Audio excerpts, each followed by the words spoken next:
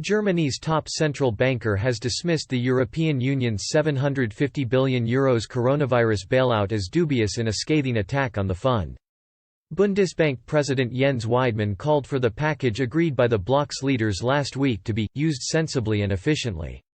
He questioned the creation of pooled debt in order to fund the recoveries of pandemic-stricken regions and industries.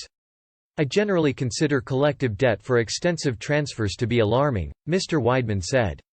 At the very least, the package shouldn't serve as a stepping stone for large-scale EU debt for regular household financing. The German central bank has previously opposed the creation of so-called Eurobonds, a pan-European debt mechanism. Last week EU leaders agreed to issue €390 billion in grants and €360 billion in low-cost loans as part of the aid package.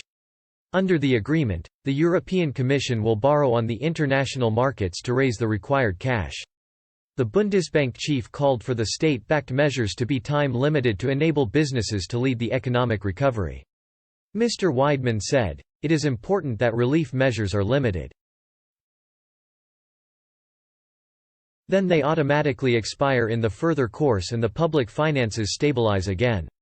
They may be necessary now, but the state should withdraw quickly after the crisis. The state is not a better entrepreneur."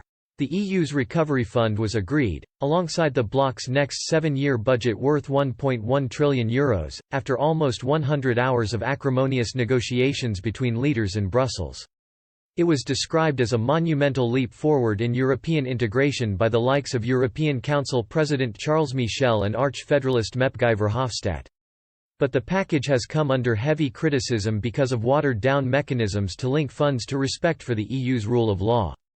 Hungary and Poland both threatened to veto the entire summit while other capitals demanded strings for access to the cash linked to good behavior.